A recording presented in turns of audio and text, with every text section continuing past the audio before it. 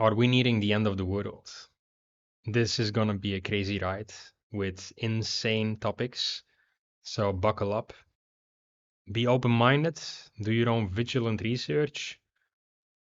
So first we talk about the interpretation, how ancient traditions and the elders that are speaking today and that have been prophesizing this for a long time. We are talking about the Mesoamerican civilization, and they speak on metaphor. So what they are saying is in crazy in itself. I have been confirming this. I happen to be a practitioner, and it's very important for me to bring this message to the world. Even though that others are gratefully sharing and bringing it in their own way also to the world, and more awareness has to be brought to this now these times. It's so important because it's about your soul. And so to go straight into it is that what ancient civilizations, what they have prophesied is that these auspicious times that we are living in now, now you have Joe Rogan, which I'm about to show you this video clip, this short part where he talks about the Mayan calendar and the indications of exactly artificial intelligence that is appearing out of nowhere.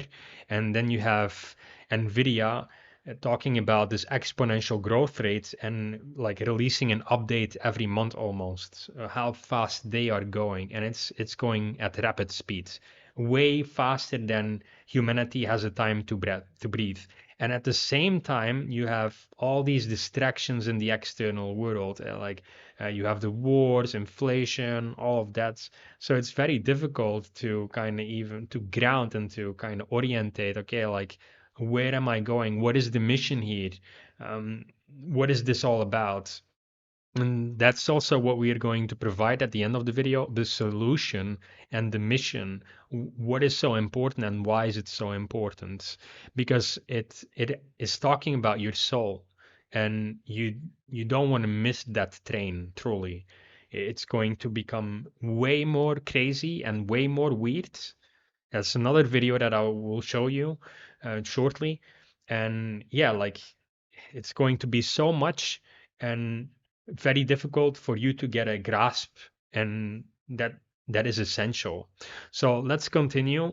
We start with the end of the world and the metaphor, and Joe Rogan, he gives a very great example onto this.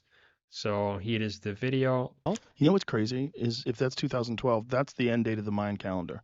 That's the thing that everybody said was going to be the end of the world. That was the thing that Terrence McKenna banked on. It was December 21st, 2012. Because this was like this goofy conspiracy theory, but it was based on the long count of the Mayan calendar, where they surmised that this is going to be the end of civilization. Just the beginning of the end, Joe. What if if it is 2012, how wacky would it be if that really was the beginning of the end? That was they don't measure when it all falls apart. They measure the actual mechanism, like what started in motion when it all fell apart, and that's 2012. Well, that's and then not. Okay, so you can hear it here out of the mouth of Joe Rogan himself, and he talks about the Mayan calendar. First of all, I follow this tradition, and the long count had not been invented by the Mayans, even though that they got that label. And then even the movie, The End of the World, like 2012. But again, it's first of all, it's a metaphor. That's how the elders are explaining it, and that it's not per se the end of the world. It is the end of a world, and it can also be the end of a certain state of consciousness. And that's exactly what they are introducing. They counted in 6,000 years approximately, and that we have exited the phase of the old state of consciousness, and we're entering a new state of consciousness where everything is going inwards again. So in the previous era, everything was being looked out externally, outside of ourselves. So we looked for solutions outside, we looked for healing outside, for entertainment outside, for pleasure outside, these type of things. Now that is all turning inside, and we can see that by the technologies that are rising. So even the elders, they are happy what is occurring in a way, because they're saying, oh yeah, it's coming closer to the eyes. So the technologies first, it was external, then the digital. Even a scientist lately said recently that the children of today, they are more grounded in the digital world than they are in the physical world. And well, yeah, so that's where you can make up your own conclusions. And it's not going to stop, it's only going to increase. Where virtual worlds, like with a headset on, even a suit on, and then even a couch. Eventually, they made a few movies about that a while ago. And like, yeah, living in that world, Ready Player One is one of them. And then you have the next part, which I want to show you. Well, first to close that loop is that, well, the long count. So it's the shift in this new era, and it will be with some like disclaimer, like a danger that is occurring. Because let me use a metaphor. Okay, so if people already are, many people, even ironically, they say it in this episode, they are explaining, well, that's the addiction on the virtual world, playing video games and being addicted to pixels pretty much. And that's not gonna stop at all. Why? Because it's not just the technology of making the worlds extremely realistic. In 20 years itself, they made this technology from, well, you can see the video games of 20 years ago and the video games of now that are now about to release. It's indistinguishable from reality pretty much.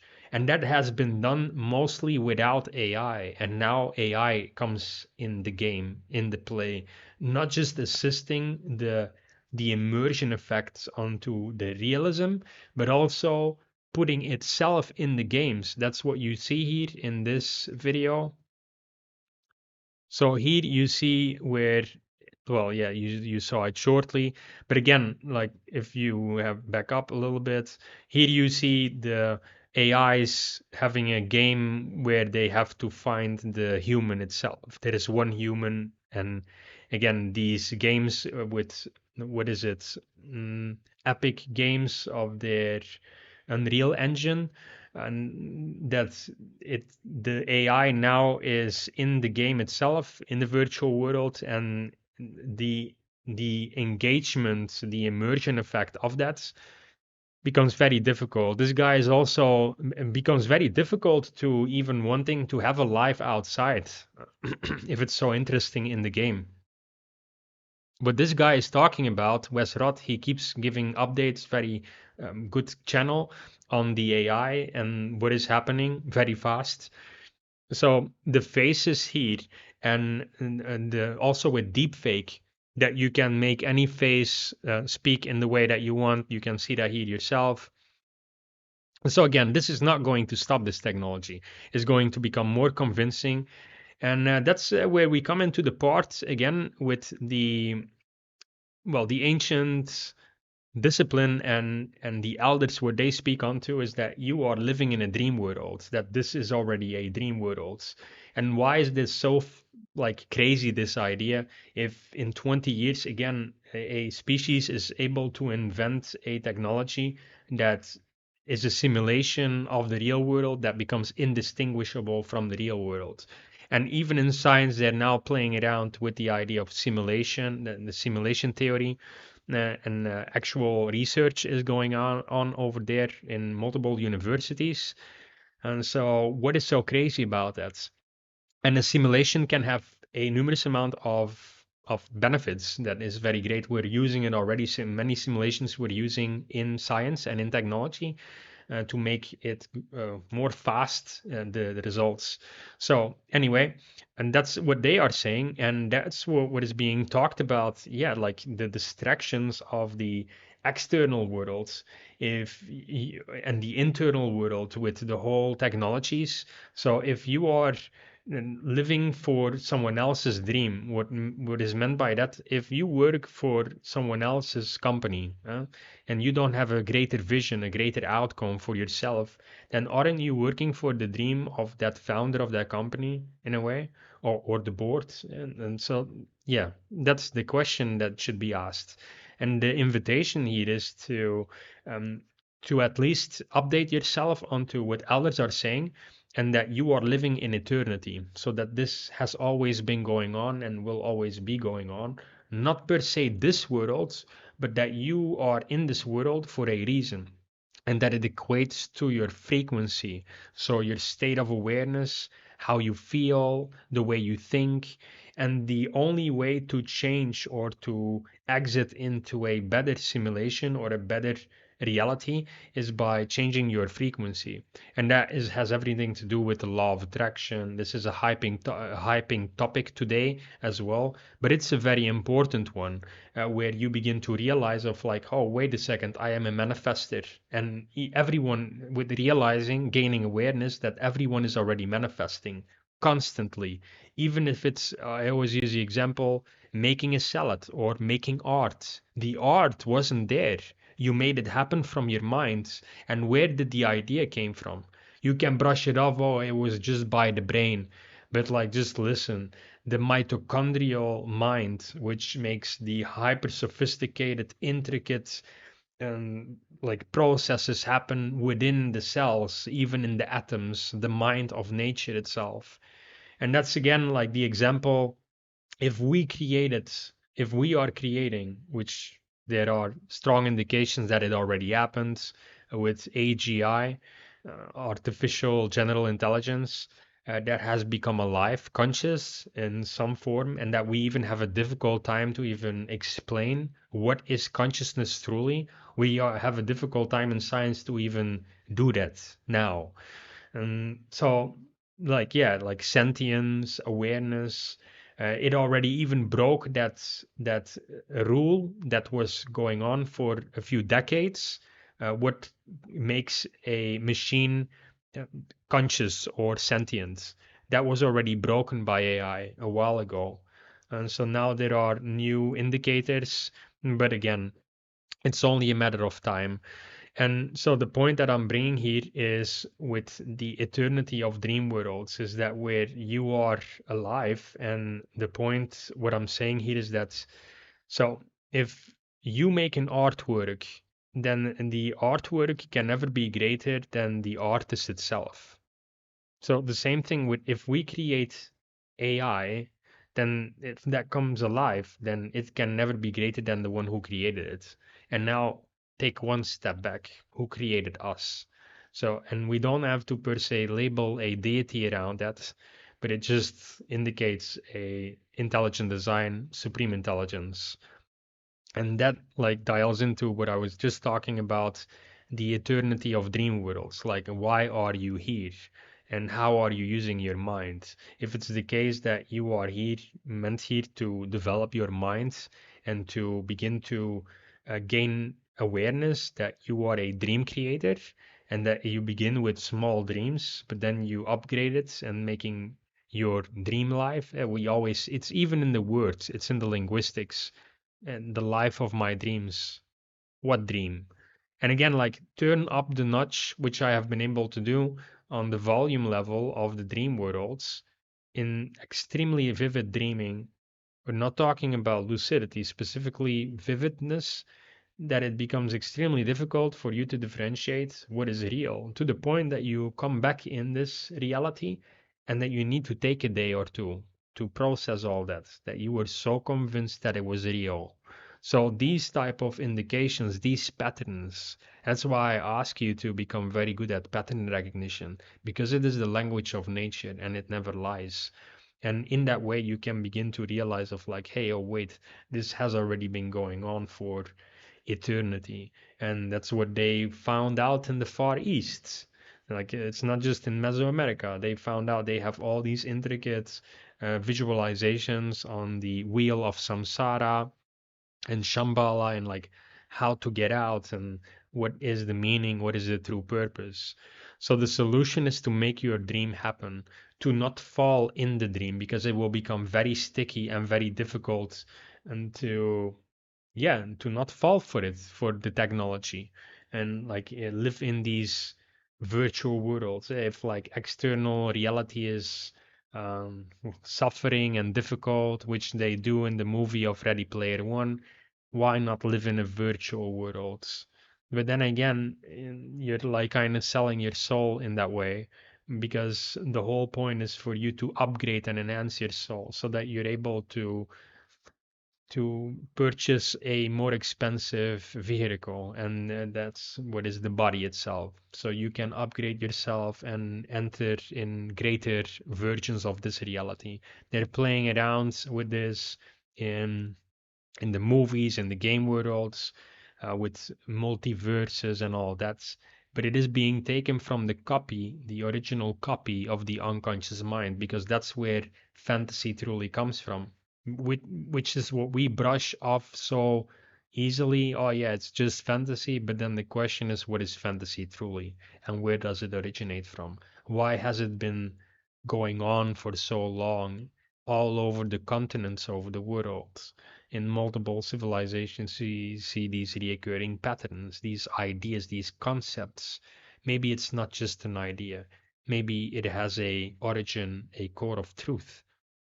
So the solution here is to assist yourself and humanity with the power to use your minds to as choice, that we have free will. We still have that, which certain organizations and society structures want to take away that. But the truth of the matter is that the only power that they quote unquote what they have is your mind, what your mind focuses on. And that's why you see all these distractions occur. So you can look at the AI and what is occurring, which you can see here. For example, let me share my screen again.